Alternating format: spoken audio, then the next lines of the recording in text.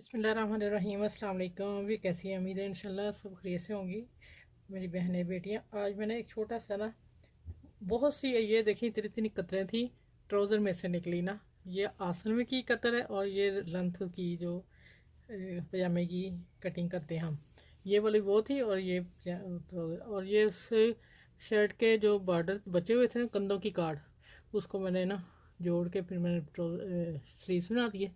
और ये पट्टी मैंने यहाँ तक बंद कर दी, यहाँ तक मैंने खोल दी है, ये देखें।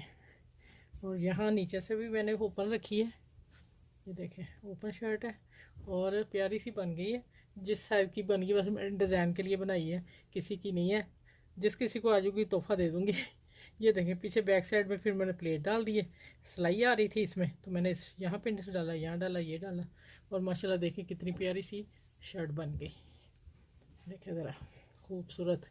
इस तरह जो बचते हैं पीस, अगर आप बना सकते हैं कोशिश किया करें। हम इसलिए बताते हैं कि आप लोगों को बनानी आ जाए, ठीक है। ये देखें, ये आ रही ठीक है। चलें, इसको लाइक करना, शेयर करना और कतरों से शर्ट बनाना सीखें। ओके, अल्लाह हाफिज़।